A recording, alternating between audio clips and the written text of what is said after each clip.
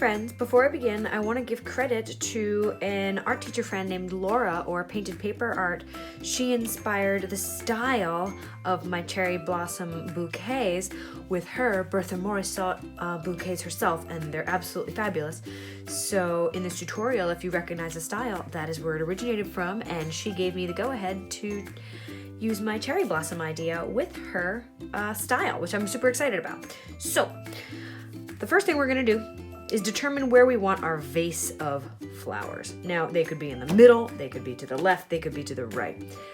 It's all whatever you want to decide. There's no right or wrong. So what I'm gonna do first though is I'm gonna plan where I want my vase. And notice how the vase takes up like an entire quadrant. You don't want it too high because then you're gonna have nothing beneath, and your flowers, where are they gonna be? They're gonna be off the page. So make sure your vase is on the bottom half of your paper. Notice I have a nice big square here on a colorful background piece of paper. If all you have is white, that's fine.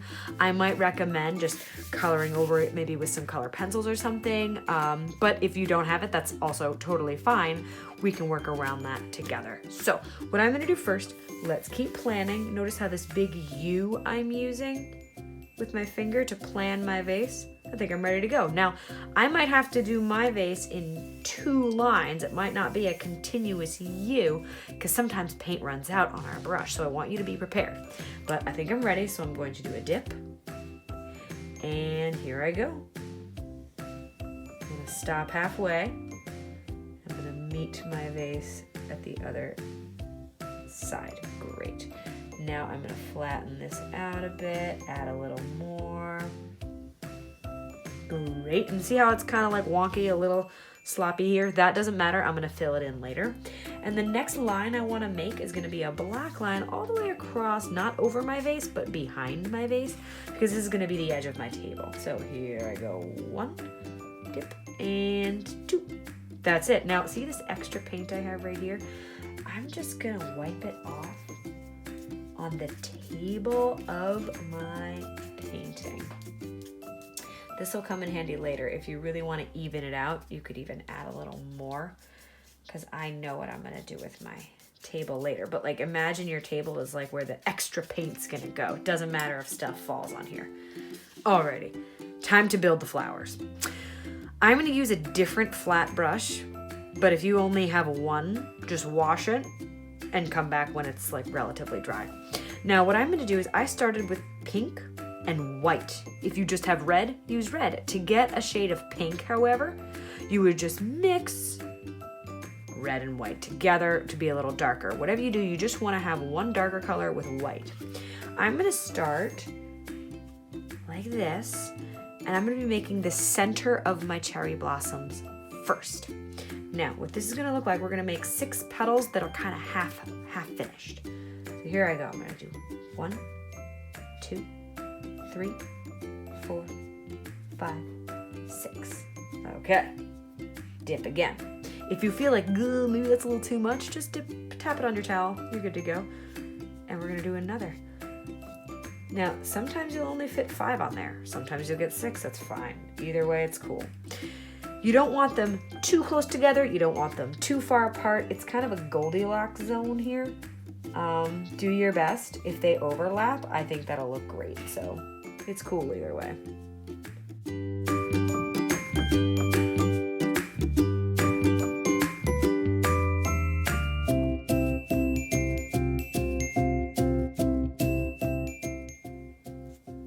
All right, what do we think? I think I could have one over here, maybe hanging off the page. That's allowed, right?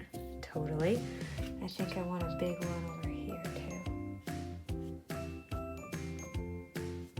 Awesome, so they're close, but not totally touching. This might be even like, not too far apart, but it's cool for me. I'm gonna darken that up just a bit. Alrighty, now I'm gonna just tap my brush a bit off, dip it into the white, and now you're gonna start the opposite way. You're gonna go from the edge of the petal in, and it's gonna be kind of like a flicking motion. So press, flick, press, flick.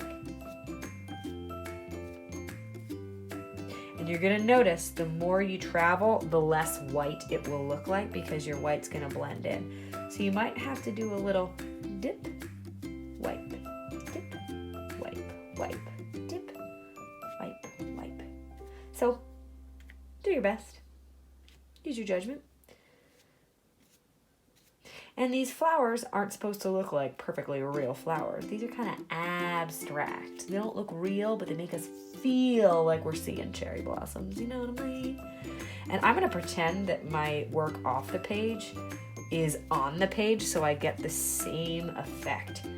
If I press harder, my brush gets a little wider and I can change the shape of my shape of my petal. There we go. Forgetting how to speak here. All right, almost there.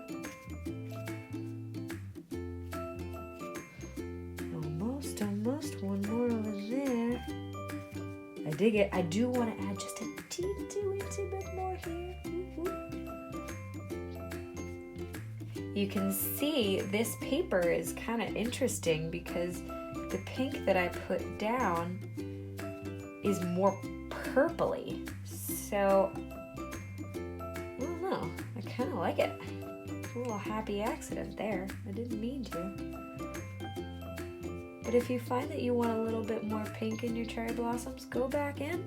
Add a little more pink. If you want a little more white, you know I support you. Add a little bit more. This is the one I wanted to fix a bit. But remember, don't let perfect be the enemy of good enough. This is something I work on daily, and I'm working on taking my own advice. So, you know. But doing layers can also be super fun. So, you do you. Smoosh, smoosh, smoosh. Oh yeah, these rule. Love this texture I'm getting. I think I'm good. What do you think? I'm like, stop, Coach T. What are you doing with your life? I can't help it. I just love the way these colors are blending, and all I did just 2 colors. And can you see how when I flatten my brush like all the way, I get that cool blob texture? Of course, that was a bit of an issue, so let's just try to touch that up a bit. All right, I promise I'll stop just after this one. Okay, good to go. Now, I'm gonna switch back to my other brush, but if you need to go wash your pink one, go wash it and come back. Now, I'm gonna use a little bit of brown, dip, tap the towel, and I'm just gonna add almost little X's to the centers. If you don't have brown, you just want to do this with black, you can. If all you have is like red, yellow, blue, blend them all together, you will get brown. The other thing you can do is create little branches if you want to, going like down and around, kind of like in the background.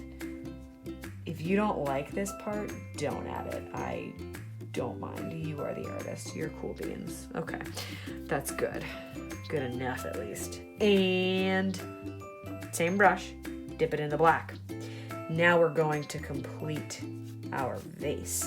And I'm going to use a curvy movement with my hand. Whoosh, whoosh, whoosh. I think sound effects are super helpful. Those of you who know me in my classroom, you know it's legit. And I'm going to wipe my brush clean, clean, clean. And then I'm going to grab a little bit of my green. Did not mean to rhyme. Poet didn't know it. We embrace dorkiness in my classroom. So for those of you joining me digitally who don't know me, if this isn't your cup of tea, go find another flavor.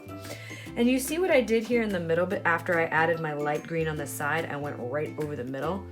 That gives us sort of a medium value. And now I'm just gonna go over a little bit more with the black and blend that in a bit.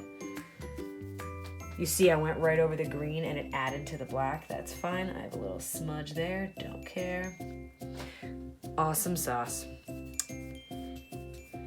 Now, as you see, I have a little bit of purple here that I was gonna add to my background over yonder, but I'm a little worried that the purple is gonna look identical to the flowers. So instead of adding the purple up there, I'm gonna add it to the ground level in little X formations, just a bit to add to what's already there.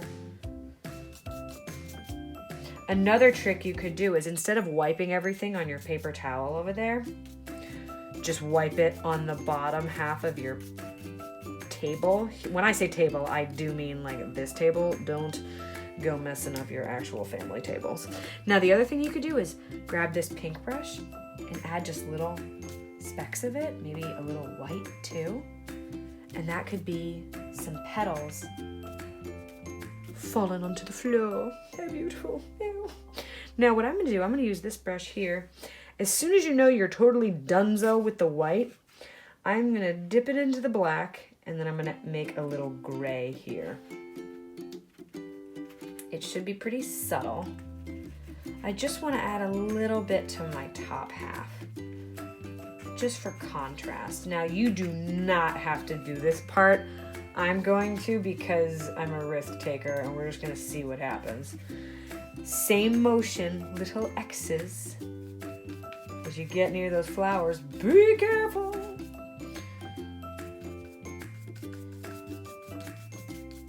Now notice right there, it looks very similar to the flower, so I'm just gonna add a little black. Darken up that gray. Awesome. Now to really make some contrast, we could always go like this. Maybe you got some fancy schmancy wallpaper, right? No? Maybe. I don't know. All right. My friends, your cherry blossom bouquet is complete. Brava. Now, don't forget to wash your brushes. Bottom of the sink, let the water hit it really good both sides, or really well both sides, and let them dry flat or up or down, or not down though, because you don't want to moosh the hair of the brush. Hope you've enjoyed. See you soon.